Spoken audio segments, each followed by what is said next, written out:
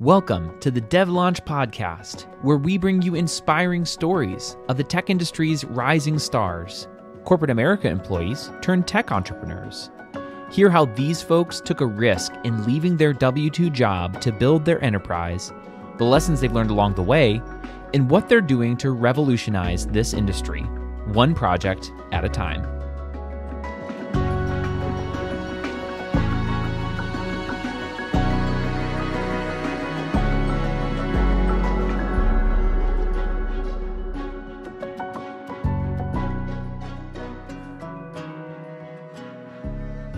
So today, my guest, George Brooks, co-founded Crema with Dan Linhart. Crema is a Kansas-based, design-led technology consultancy that helps companies build the custom software they need to compete in today's market. Their product team blends business strategy and technical expertise to create solutions for their clients' most pressing needs. George, welcome to the show. Thanks for letting me be here. Absolutely. I'm super excited. I've got so many questions for you. But yeah, I'm just super excited that we have the chance to chat. The purpose of our show is really to draw light to and bring attention to some inspiring stories of today's tech entrepreneurs. And you are absolutely one of them. So we want to get as much out of you as you're willing to give. But just to kind of start off with some, a little bit of like background and some facts about you. Am I reading this right that you started Crema back in 2007? Yeah, definitely. Gosh, that seems like a lifetime ago now. Back in 2007, long story, very short. I'll try to make it as short as possible. I was working for a tiny little mission-driven organization, a design agency that served mission-driven organizations. It was like 3 people, and loved working there. It was my first design job. And then my wife and I got pregnant with our first kiddo, and she found, the doctors found what ended up being cysts in our daughter's chest in utero. So while she was still in the womb, and they started doing procedures actually in the womb. Crazy. So they took her out when she was premature, so they could get her out and make sure that she could survive. So she was about 2 months early. And she was in the NICU and then the PICU for the first 7 months of her life. Wow. Well, this is way before hybrid and remote work was really kind of like popularized. And so what I did is I said to my employer, hey, this isn't fair. I'm living out of the hospital, right? I'm not actually ever at the office. I'm not actually getting work done.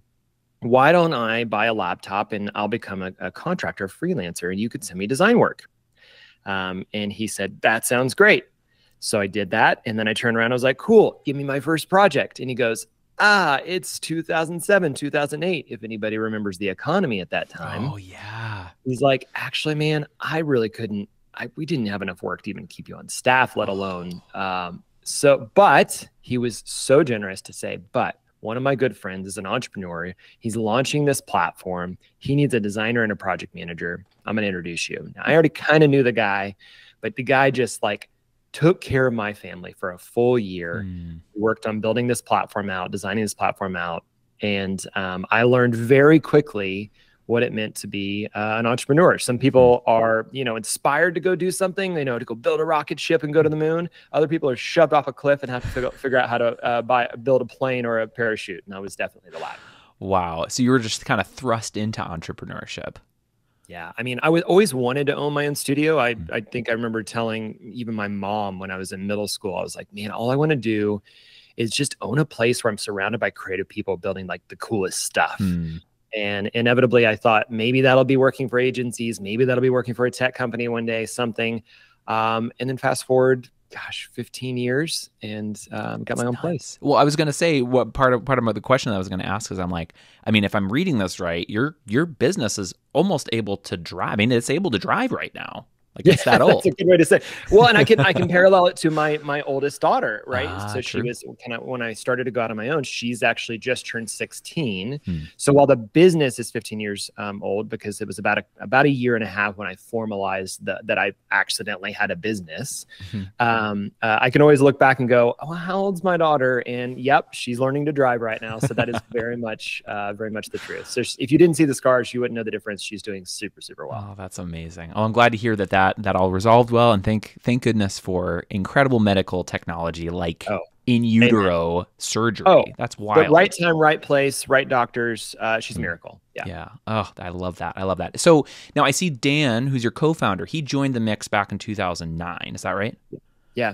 So this is when I realized I have no business running a business. I was a designer by trade. I was a college dropout. Hmm. My wife was always much smarter than I was. I had intentions to go back to an art school or something someday. Hmm.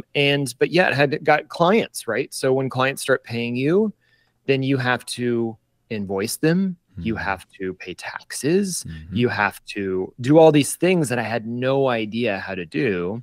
And so I went to my best friend at the time, Dan, and was like, "Hey, you're working on your MBA. You're getting all this like business knowledge shoved into your brain." He was working for a large insurance firm at the time, and I said, he kind of went, "I don't know, I mean, I've got this promotional opportunity," and I said, "What if you just put that on the table?" And went and asked your wife if it's okay if you work with me, because the reality is I needed her approval to team up, because it was a big risk for their family Hmm. to go and work with this entrepreneur that was maybe doing something. But I won a big contract for a large health system website, so several $100,000 gig, and I was like, oh, this is real. We got to do this. And so I went to Dan, and a few months later, we signed some paperwork that said, all right, we're in it. Let's make this happen. And we wanted to do it as a partnership and not just like me bringing him on as an employee, because the trust was there and I needed somebody to grow this with. I'd love to write a book about partnerships, because I think we have a really, really good one. So. Oh, I love hearing that, because there's so many stories. I would say the vast majority of the stories are that the partnership didn't work out, or that we were friends before, but now we no longer speak to each other because we parted ways and it was not very amicable. So, yep. We even did something as corny as we wrote, obviously you have the legal documents that say you own this part of the company and I own that part of the company, et cetera. But we created a document. We were young. Okay, so let's go back. I was early 20s, very early 20s. Sure. And we created a document that basically said, what is this going to look like between us? And so we referred to it as like an oath. I haven't pulled out the oath in probably 12 years. I mean, we didn't need to. Yeah. And so we created this document that was basically like, what is important to us? One is our friendship. One is our marriage. One is our faith. One is our community. And we said the business, it's lower on the list. It's important, but it's lower on the list. And if any of these other things are compromised, we'll dissolve the company immediately. So, and we haven't had to, thank God. So, yeah, so here we are. Oh, I love that. I love that. I love that. And it, I think that the cool thing as I'm hearing your story, it's like, it started off, you were kind of just thrust into entrepreneurship. And so from 2007 to 2009 or so is a lot of freelancing work. Had you hired anybody at that point, or were you just doing it solo? Well, that's actually when Dan and I came together. I was getting ready to hire my first other designer, who's still with us, actually. And so, yeah, I didn't know how to do that. I was still paying him out of my personal checking account. I didn't know that I needed a business. I mean, like literally didn't know anything. And so he helped me shape the best practices on how to get that set up. And then, of course, moving into getting benefits and everything else to make us legitimately a company. So. Right. Oh, that's so great. And it's giving you that structure and that support so you can be, the visionary. It sounds like that you are for Crema. Yeah. Yeah. When we definitely lean on each other for what I'm great at, that visionary piece, that creative piece, that client services piece, Dan from an operations, finance, and really growth strategy piece, which is really fun. That's great. That's great. So when you started off, I mean, did you set out to create what you've created so far, which is like 30 plus employees? Like, did you have that clear vision from day one? No, I mean, honestly, we thought we would be 10 people forever. Right. If we ever got there. And the way that we really look back over it now is we basically doubled in size every 2 years, which sounds like exponential growth, right? It sounds like this like really fast growth, but when you think about it, every 2 years is actually pretty slow. It gives you that chance to go, what is it like to be 4 people now? Okay, well, let's spend 2 years as being 4. What's it like to be only 8 people now? Let's spend, the first 2-4 years. And really ignorance was bliss in some ways, because we were just figuring out how to do it as we went forward. We had some kind of principles that we wanted to live by, which is what would it look like to build the company that we wanted to work for? What would it look like if we got to do really creative work from the Midwest? because we weren't seeing a lot of creative work coming out of the Midwest. And so, yeah, I think some of those basic principles of how we thought we could build a place that was both fun, was challenging, was interesting. That's really what we set up. If you want to call it our strategy, that was our strategy. But we didn't have a growth plan. We didn't have a let's become X by X. We didn't have an exit strategy, right? Some of those things have come into shape over time, and we've made goals as we've gotten more mature to say, you know, it would be cool if we got to this size in revenue or in people count or in, you know, profit. But those are kind of metrics just to kind of pull us forward, when in reality, it's still about, oh, no, you know, what really matters is how well we're serving our clients and what are the great products that we're putting out into the world. And so those are the things that we try to measure our success more by now. Yeah. And I think that's helpful to hear, because I think sometimes when we're first starting off as entrepreneurs, we can get really bogged down with this idea in our mind of like what quote unquote strategy needs to be. And I think what your experience and what your story really highlights is the fact that sometimes just merely the principles or the bigger picture, like just the vision of the future you're trying to create, right? Like a place that you want to work for, something that's going to be adding value to the world. Yeah. Sometimes that is what's needed. I mean, I would argue that's what's needed all the time when you're first starting out.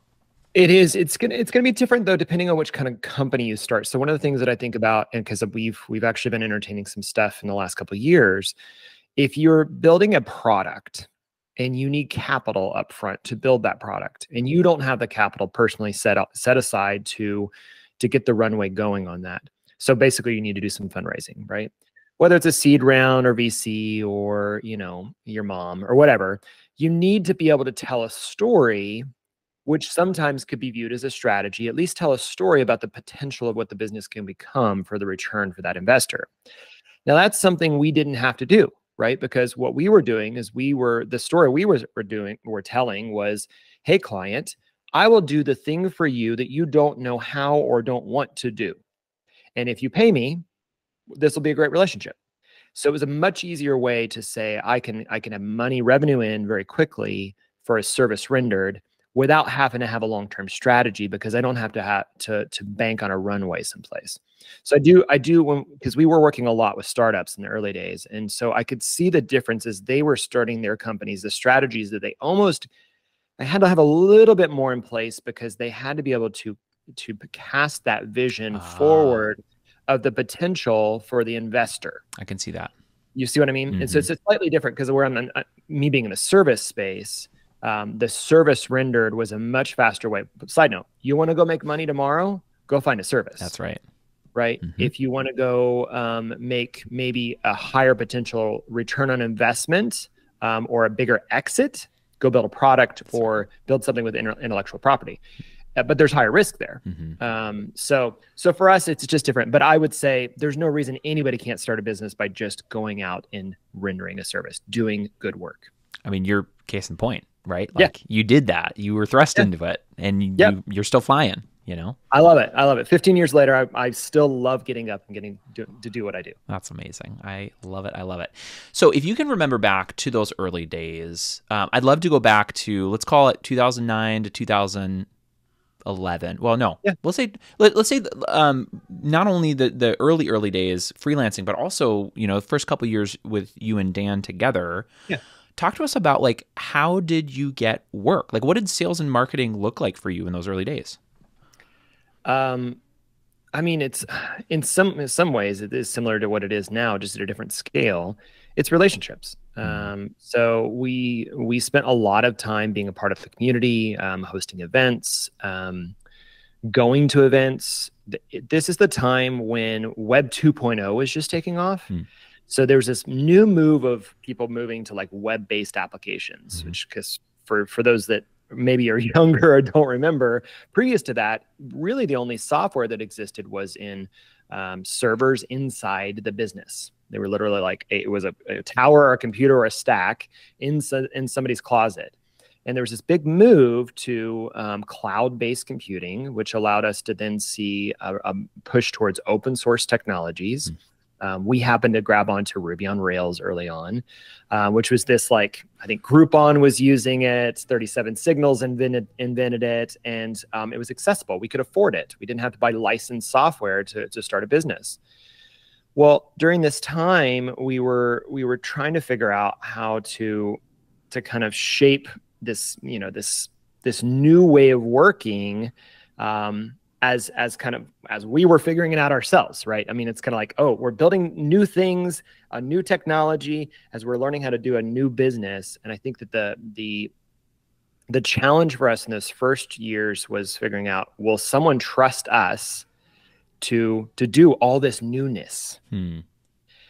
What we found was, because this is 2007 to 2009, well, we'll call it that kind of recession, post-recession era, there was actually a lot of people that had just left big corporate jobs. And so there was a lot of entrepreneurs, especially in Kansas City and kind of within our network, they had made pretty good livings working for these enterprises that then had just done big reductions, had great severance packages, and they had capital. They were like, well, I'm not done with my career. Maybe I'll go start something, because that seems like the hot thing to do right now. But most of them were engineers. So they could go, they could go build things, but what they couldn't do was make that a beautiful, usable product. And so that's kind of where we came in, as saying, hey, I want to be in Kansas City, region, area, network. I want to be the UX guy for the products you're building. And inevitably, we started bringing on engineers to help us execute on some of that, because they couldn't do all the work as well. But we found a sweet spot working with early entrepreneurs. I think then that was just a matter of like, hey, who do you know? And then you go to the next event and you're talking about, and they introduce you to somebody else. And the next thing you know, you got a contract. And then I think referrals was a big piece in also doing some subcontracting work. So strange fact, Kansas City, I don't know if this is still true, but back then was per capita the largest advertising agency in city, or maybe second largest in the nation, next to Minneapolis, which is really strange. Yeah, per capita. All right, we're talking about for the size of the city. There's a ton of ad agencies here. Sure. Of course, LA and New York are bigger as far as the big agencies. Yeah. There's an agency here in Kansas City that's got 7,000 people. It's big. Wow. Yeah. So what we found is that if we built relationship with them, they're working with these big brands that want to move to digital, that want to move into these spaces, and I can be that digital partner for them. So that's where we would get fed work from some partnerships as a subcontractor, or sometimes just referred the work.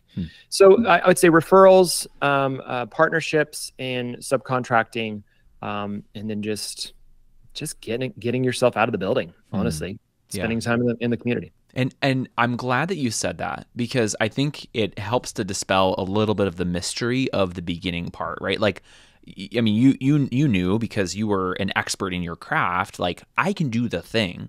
One of the things that's like such a roadblock for so many entrepreneurs is like, but how do I sell the thing? Like, how do I get people to buy the thing?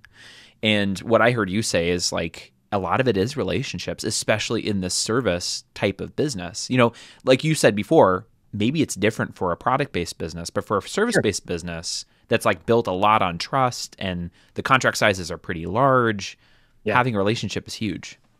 Yeah, we talk about the fact that we're in the business of having, I'm thinking about changing this. We're in the process of the changes, but for the last 15 years, it's been low volume, high value, right? And so ultimately, we were always looking for bigger projects, longer projects with maybe less clients. Now, the risk there is one client goes away and it impacts your business a lot. That's right.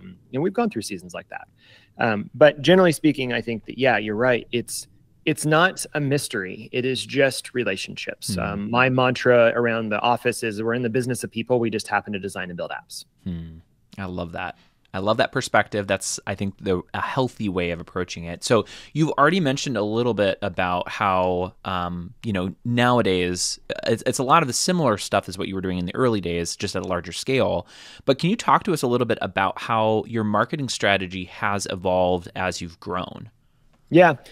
So I think one of the biggest pieces is that recognizing that people don't know who you are until you tell them, right? And early days, that can be a relationship, a conversation, a networking, and that still happens. That's still a lot of the work that we get, is that I'll be at a thing and somebody will mention my name and I'll go over and say, hey, what's up? You know, we'll start chatting. We like each other first, and it leads into an opportunity. That still happens. At scale, when you're trying to get higher volume leads, or at least more qualified volume leads, we found that content was kind of our king, or our royalty. What experiment we ran was kind of the early days of the YouTube kind of era taking off, where vloggers were kind of doing a lot of the day in the life of a person. We thought, well, that'd be fun actually if you did a day in the life of the company. And so we started to film ourselves. We just started to film what was happening around the office. And we had a really cool creative space down the arts district here in Kansas City. And we started to just tell the story of what's going on. What are we working on? What can we show? What principles are we learning? What tools are we using? What methodologies are we adopting, et cetera. And creating those videos and just publishing them once a week started to get traction. Now we have a YouTube channel that has about, well, gosh, we're just about 20,000 subscribers. And for a little design agency, 20,000 subscribers on a YouTube channel is, I mean, it's not Casey Neistat, right? But it's definitely, it is great for us because, one, it's two things: incredible recruiting tool. So almost every single person that comes to work at Crema has said, oh, I spent days binging the 200 plus videos you had on your YouTube channel, and I want to be a part of that. Wow. Right? Second is when a client comes around and they say, hey, we were introduced to you, or we heard about you, or procurement found you, or whatever. We then went and checked you out, and we found your YouTube channel. We found all this content. Now we have YouTube, we have a podcast. Of course, we have your social channels to promote those things. And then you have your blog posts, you have your things like this. So repurposing content into lots of different ways to tell a story about your thought expertise, your craft expertise, is a really powerful way to let the world know you exist, that you are relevant and important in your space. That's been helped mostly in the qualification space. So I mean that it is much harder to get net new leads as a service provider, especially in custom software development. But when you're qualifying yourselves against a potential competitor, you stand out pretty quickly when you have that content. So that's what's evolved for us. Well, I was going to say, I'd imagine, like, I don't see a lot of other software dev shops doing what you guys are doing, especially in the content space. And quite frankly, like, that's how I came to know you. Like, I reached out to you. I think that was one of the things, the first thing I said on my LinkedIn request was like, dude, I love your stuff on YouTube. I'd love to get to know you a little bit more. Right. Yeah. Yeah. It's pretty rare. Now, I would love to say that it's a one-to-one that converts from, make more content, get more leads. We haven't actually proven that is true. Okay. What we have proven is, again, that it's a great qualifier. So for me, I think, again, any way that you can build relationships faster, that's really successful. So I'll use an example. Something we started doing mid-COVID, honestly, was, after COVID, because it became safe to do it. It was like the coming up out of it, people wanted to meet again. We had done meetups back in the day for practitioners quite a bit. So design meetups, tech meetups, or development meetups, product management meetups, et cetera. And even I helped start one of the largest startup community things based here in Kansas City, and that kind of went across the country. We kind of came back and we said, we got a lot of clients on the coasts. This is where we're getting our clients because through networks. So, San Francisco or LA or Austin, which isn't the coast, but it's still outside of Kansas City. And we went, man, we should know more companies in Kansas City. It's been a while since we did work in Kansas City. Kind of ebbed and flowed, but it's just been a drought of no Kansas City clients. I said, there's got to be cool people doing stuff and that are going through some challenging things right now. And I said, I would love to be able to talk to the leadership of these companies, specifically the leadership that's focused on innovation, design, technology, something like that. So there's lots of groups for CEOs. There's lots of groups for even CIOs or CMOs. And so this new title of Chief Product Officer has kind of been taking off. And I said, what if we found all the Chief Product Officers in Kansas City? We brought them together. We served some cocktails and had a cozy little meetup. And we did a kind of workshop where we said, hey, let's unpack some of your biggest challenges. So we started doing this at the beginning of 2022. And we have one coming up this Thursday. We do them every about 8 to 10 weeks. We pay for it, but there's 2 rules. It's kind of house rules. No selling in the room between each other, and we can't sell to you. and there's no recruiting in the room. So you can't poach each other while you're in the room, but it's only leadership and it's invite only. And the room can't have more than 20, 25 people. Oh, wow. So small, intimate, and we've basically averaged between 18 to 20 people each time. And we've built some really, really good long-term relationships, of which some of those have turned into work. And now you become the trusted person at the front of the room, right? Even though I'm not selling.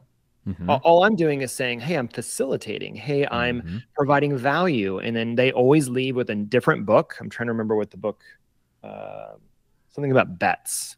Thinking in Bets is the book that we'll hand out today. We've handed out all of Marty Kagan's books. We've handed, and so they always get a book. So they know they're going to leave with value, even if the conversation was crap.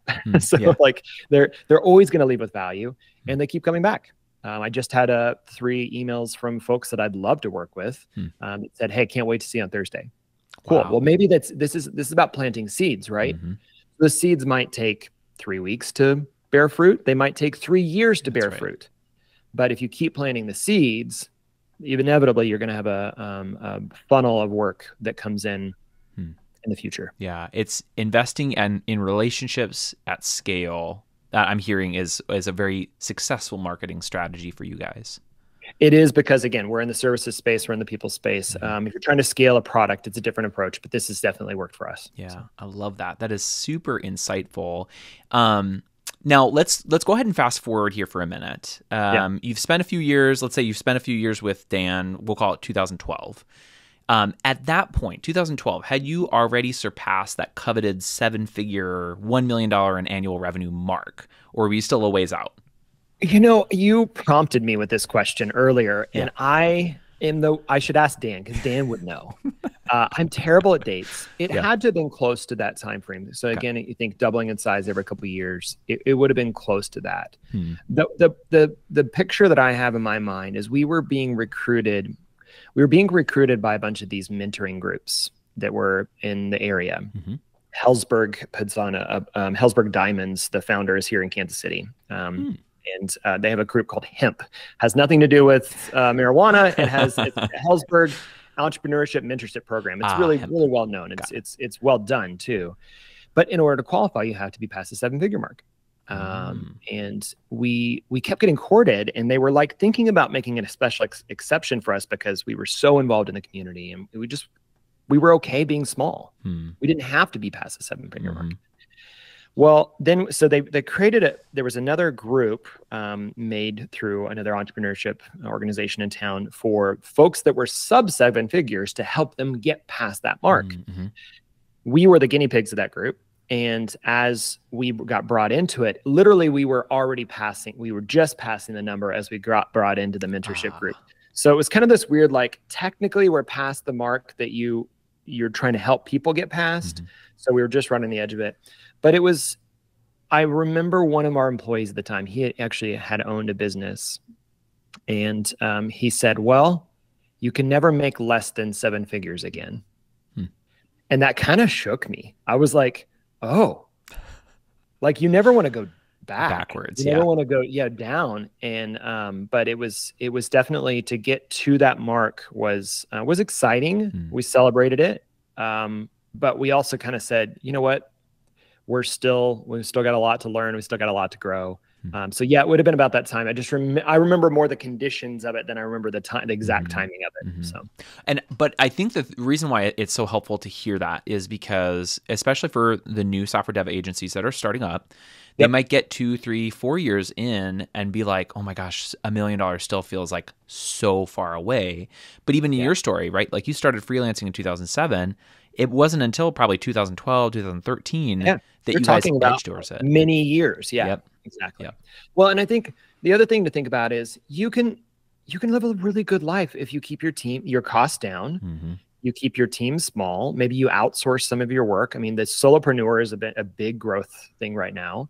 And you can live really good. I mean, if you were bringing in $500,000 or $250,000, and kept your costs low or outsourced your cost, you have a good life.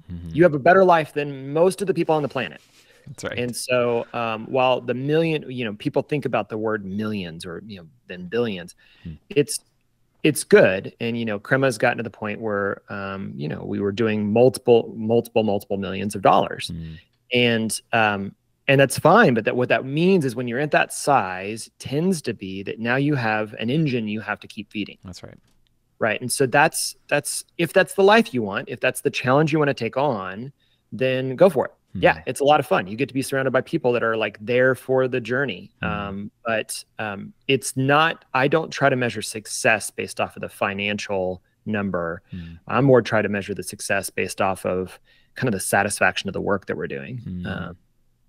But that can be less money than the year before. Even we could decide to go, you know what, I don't have to grow it to be more money next year. Maybe we stay flat, or maybe we pull back a little bit and do more creative, interesting things, so that we can reset. And maybe that takes us to a new trajectory of growth that we didn't even expect. Yeah, that's really good. That is really, really good. So as we're thinking towards the $1 million mark in particular, because I know that this it can be a bit of a goal for a lot of people, goalposts for a lot of people. Yeah. Could you remember back to those days and speak to like, what were some of the primary obstacles in moving to that stage of growth? For us, it was probably deal size. So I think the big thing was we just felt like we couldn't get over the kind of that hump of saying, man, we're not getting jobs that are more than, $100,000.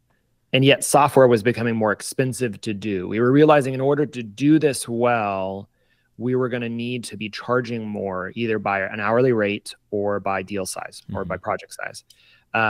We did our contracts. We started to change up the way that we shaped our contracts. So instead of billing on the hour or fixed bid, which we were doing fixed bid for a long time, we shifted to a weekly rate. And effectively, it was based off of an hourly rate, but we could resource plan a little bit better that a person's allocation might be 100% or 50% per week.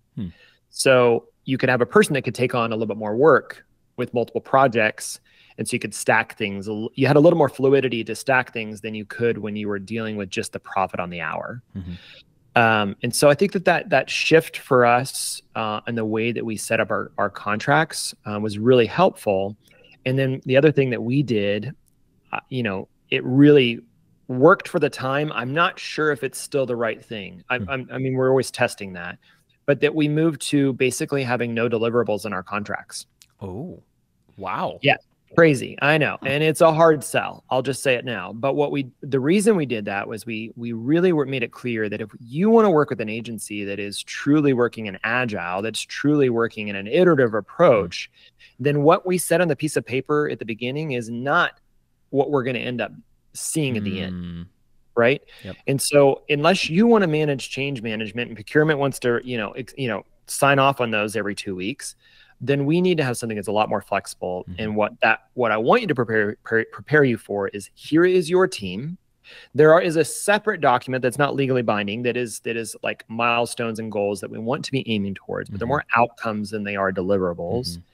And I think when we started to put that in place, then really sell to clients, hey, let's have a very close collaborative relationship over the long term. Then you'll understand what your burn rate is. If you need to dial down or dial up on that, you can do that. Yeah. Then you think in burn rate, you don't think in check marks. Right. And that shift for us allowed us to then go, oh, we're getting longer term contracts. So then I think about that time is when we went from having, $100,000 projects to $500,000 projects to having, some of our biggest projects. Then we started renewing at multi-year, multi-million-dollar. And so I think the long-term nature of being able to say, oh, now we have something stable at the bottom. So we get these stable clients. We always usually had 1 or 2 big stable clients that we could fill in the small early stage projects around that. So it allowed us to learn how to stack projects more successfully to get to the point where it wasn't just one at a time and that project is done. Now I got to find another project. The project's done. Okay, it allowed us. Yeah. Yeah. And we still feel feast and famine. There's no, I mean, that is the service world, but we were able to kind of go, okay, how can we stack this better? And I think really that's when we went from being, okay, cool, this is $1 million that we just passed, to pretty easily getting into the, 2, 3, 4 million. Wow. Because we could feel the how to sell the burn rate and stack that burn rate. Because then effectively all we were selling was teams. So rather than selling this big software build, it was, hey, you know what? We have a dedicated product team for you. And I'm not doing I'm not doing a staffing agency where I'm just doing one person at a time. No, I'm training these people how to work like ninjas with each other.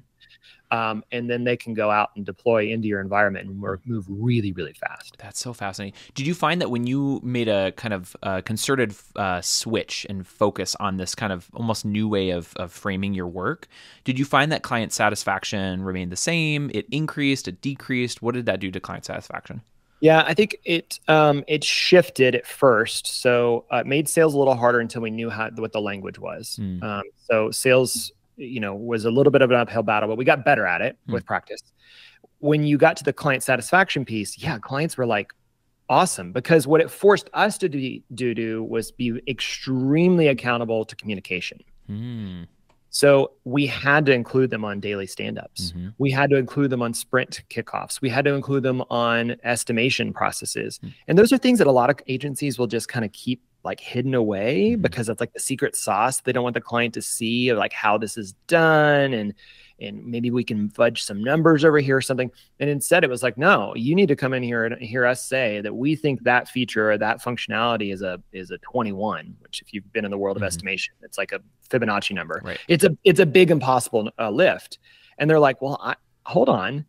I thought this was just moving the button over. Oh, you just wanted us to move the button over? Oh yeah, that's just a 2. Like it all of a sudden created clarity in where you didn't have these back and forths of, oh, I thought you meant, and then we did something else, or with everybody with the best of intentions. Yep. Right. But being able to kind of more clearly address issues faster because you were forced to work collaboratively because that burn rate was at stake. Interesting. And, I think that actually it feeds well into another question, which I'm going to get to in just a minute. I have so many questions. This is such a great conversation. Hey, it's your time. I want to make sure we stay within your time. Yeah. I'm game for it. Okay. So before I get into this, because it is something that's very notable, I'm excited to ask you about. But before we get into that, I do have another question, which the background or the backdrop to this question really came from another conversation I had with a software dev agency founder. And I asked him, like, what was the biggest pain point when you first launched your shop? And surprisingly, he said not having back office admin support, right? Because he was coming from being a consultant in a consulting agency. Yeah. And he just remembered that shift, that feeling of like, wow, I don't have somebody there to kind of like take care of these administrative types of things. And so I had that in the back of my mind when I wrote this question for you, but I noticed when I look at Crema, like there's not necessarily a dedicated finance role on staff with you guys. So Can you talk to us about like what has been your secret sauce in, the higher level finance things like managing cash flows and setting budgets and project profitability, and even down to the more granular and mundane things like payroll and bookkeeping and billing? Like what's your secret sauce to that? Yeah. It's actually kind of a division of responsibilities for us. So none of that is me. I'll say that now. Yeah. I do review it. And so I think that one of the things that I try to, it's actually a discipline for me because it doesn't come naturally, is that I have to go, okay, team, sit me down and talk to me about where we're at. Sit me down and talk to me about where we're going, like from a financial perspective, or even maybe from shifts in benefits, or anything that's going to affect our balance sheet. So the team that makes up the kind of approach to that is Dan, obviously. So Dan's background in both operations and finance, and more, he wasn't trained formally in finance, but like he just loves that stuff. He loves a good spreadsheet. And that is not me.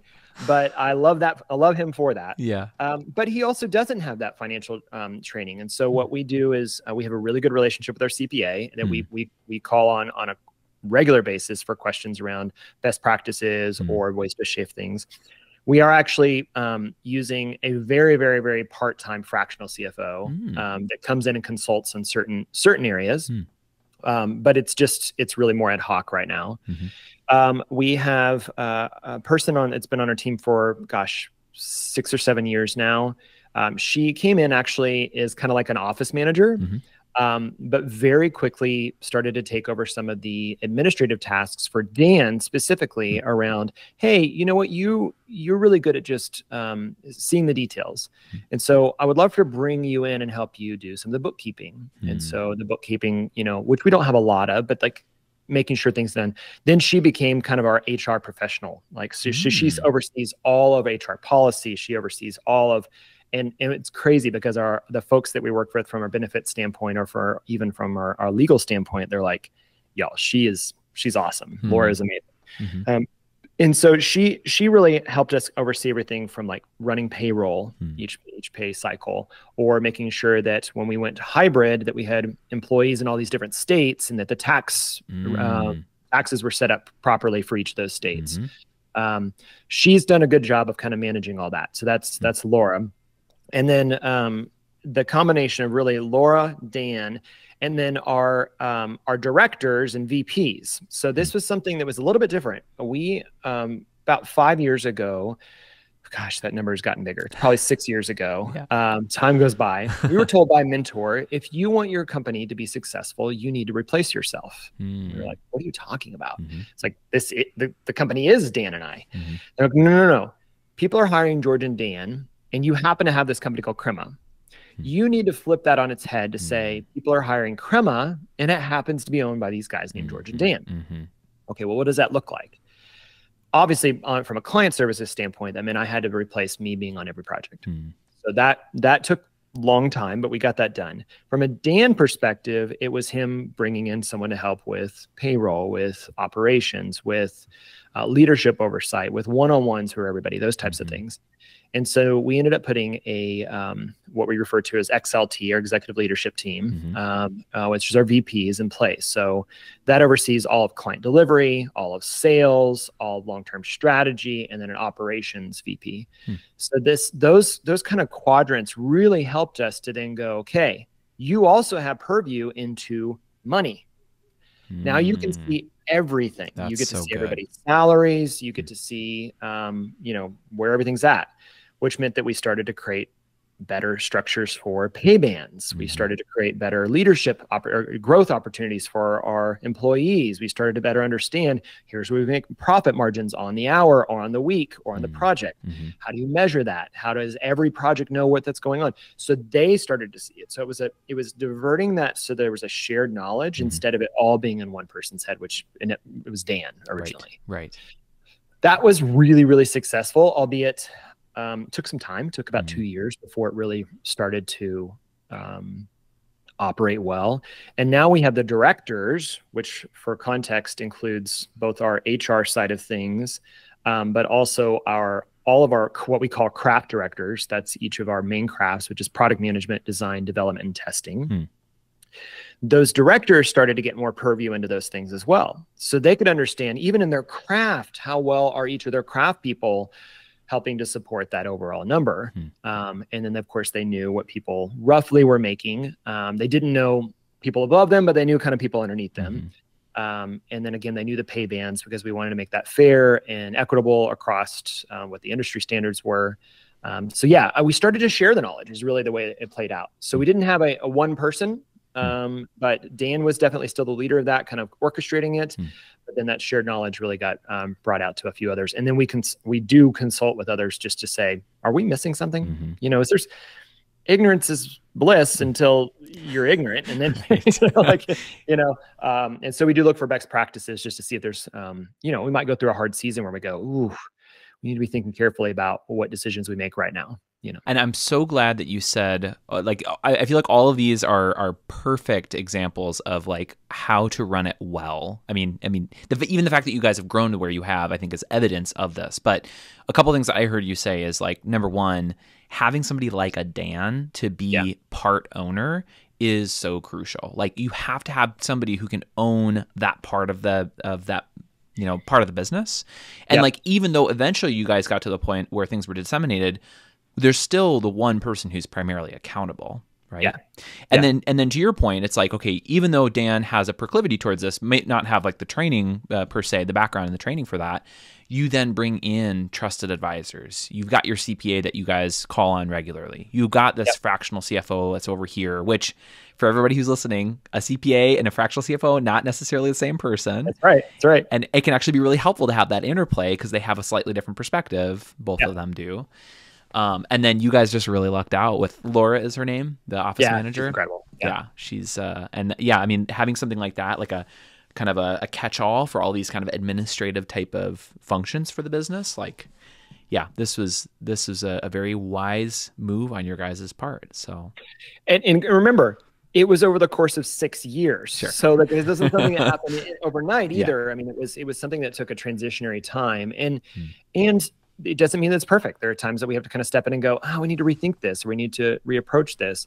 And the last thing I'll say, and you said that having a person, or kind of a right-hand person, if the audience that you're speaking to is entrepreneurs and founders, having a person right next to you that is financially minded in some way is really, really powerful, because again, I'm not that person. And what has been awesome to have Dan in my life is, when you own a business, the business and personal overlaps a lot too, right? So he does a really good job thinking about service-based businesses. You do have the potential of an exit one day. There is that potential, but really more of the business from a founder's perspective is saying, how do you get the money out of the business so you can invest it in other places that it'll grow? And so one of the things that we've done without taking advantage of the business, because most of the time we're kind of keeping most of the money in the business to make sure it's healthy and growing well. But when it makes sense, we use the vehicles that can be used to make sure that we're setting up what is successful for Dan and I's retirement one day, right? And so that's really nice to have somebody that's thinking creatively about how to do those early on, because you might just go, no, all it needs to go back into the business because one day we'll sell this thing and it'll be what we retire on. And especially in services, at least, it's less of a thing to bank on. Instead, to go, I'm going to just mindfully and responsibly and integrally take what my draws as an owner at the right times. Some years, multiple years, you go, I ain't taking anything out because we just got to make it through these years, you know. And other times you go, okay, cool, we're going to use this vehicle as a responsible way to do that, to take care of Dan and I's asset. So. It's nice to have something, because I would have never thought of any of those things. Yeah.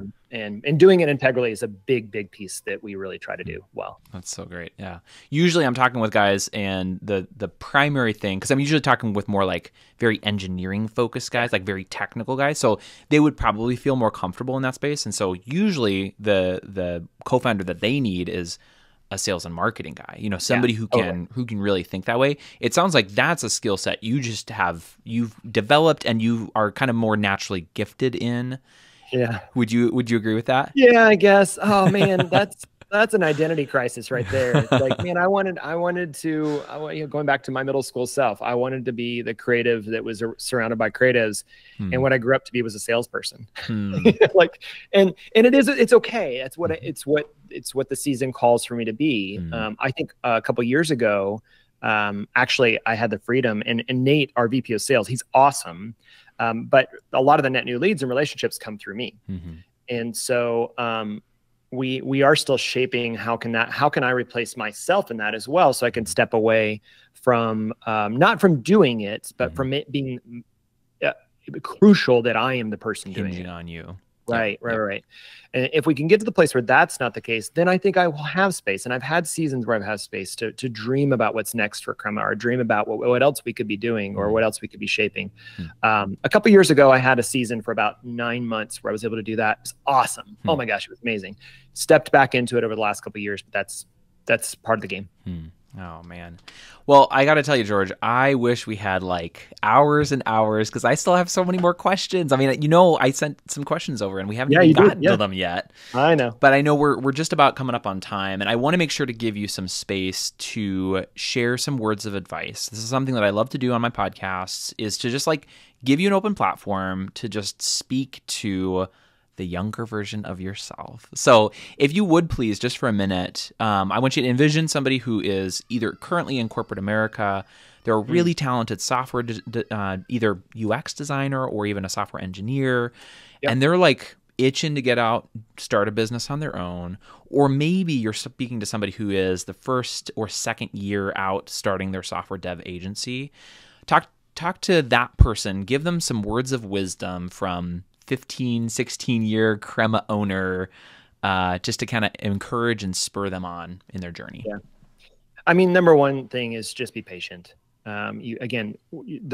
We can talk about the success of Crema being a like, wow, I can't believe you're that. It's like, yeah, I'm that 15 years later, right? I am now an older man than I was when I first started this thing, which is a weird thing. So I think patience is the biggest thing. I wrote a blog post years ago that I come back to mentally, I come back to on a regular basis. And there's kind of two principles or two ideas that I like to think about. And that is, are you eating and are you sleeping? And what I mean by that is, if you want to step out and start a business, there's really two goals for you as a person, family, etc., which is, can you afford to eat and can you afford to sleep? And you can afford to eat when you're making money, right? When you have enough profit that you can take some money out of the business to pay yourself to actually put a meal on the table. And until then, you eat less or you eat different things, right? So I knew founders that ate just jars of peanut butter for a while. And that was the patience they had. Or they decided, you know what, I'm going to eat from my day job and I'm going to eat less or sleep less by working in the evenings on this side gig until it turns into something that I can take off on. So one is eating. So that's, you're making enough money that you can decide to leave your day job or that you can decide to feed yourself and your family and your loved ones. The second one is, are you sleeping? And the sleeping one is obviously lots of science to say sleeping is really great. And that's not what I'm getting at. What I'm getting at is that if you're sleeping, you've started to build enough structures, automation, teams, people, things in place that you're not doing everything. Now, the solopreneur life is really, really popular right now for like, oh, go be your own, entrepreneur and you can do it all yourself, et cetera. That's only possible if you create automation, if you create ways to replace yourself, going back to this thing we talked about earlier. And so I think replacing yourself through teams, through tools, through outsourcing, through et cetera, is a great way to go ahead and allow yourself to have the freedom to say, I can go to sleep at night. I don't have to stay up and work 24 hours a day. So at a certain point, I'll be honest, I was only working 35 hours a week as a founder. People were like, how is that even possible? I never thought about, you as a founder, you have to work 100 and 150 hours a week. It's just not true. But you do have to work 100-hour week until you can get to the point where you can automate yourself out of replacing yourself. So I think just the patience to get there, get the patience to be able to eat and to sleep is something that it feels impossible in the moment, but if you just make the small disciplines over time, it goes a long, long way. Last thing I'll say is, don't worry about strategy. Don't worry about business plan. Put them together, use them. They're fine. They're great assets. They're great artifacts. But I think lead with principles. If you can build principles around the way you think, what's great is that principles can be adopted. They can be spread. They can be understood a lot easier than a perfectly executed plan.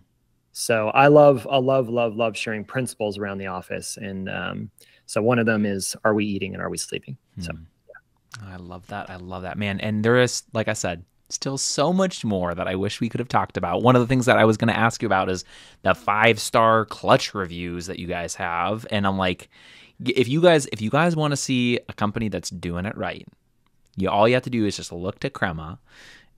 Clearly, the advice about be principles led even before strategy led, I think, is so critical. And I'm glad that you touched on that and patience. So that's a wonderful word to kind of leave our listeners with.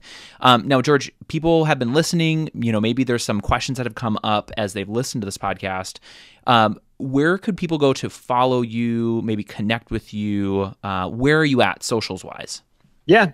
I mean, if you're looking for Crema, definitely check out crema.us is our website, but also Crema or Crema Lab there are two handles that you can look for us pretty much on all the places.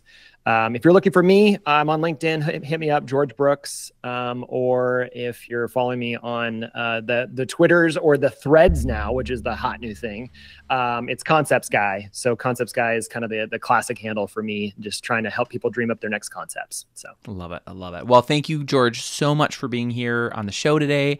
Your insights on your journey with Crema have been so wildly insightful. Thank you so much. Such a pleasure. Awesome. Awesome. And thank you all to our listeners. If you found value in our podcast today, please share it with your friends and subscribe to our future episodes. Also, don't forget to leave us a review because that helps other people to find us and hear inspiring stories like the one you heard today. If you are the founder of a software development agency or you know somebody who is, and you'd like to share something exciting that you're up to with our audience, drop me a line at tony@equip.com. That's ACCQUIP.com. Thanks all for listening.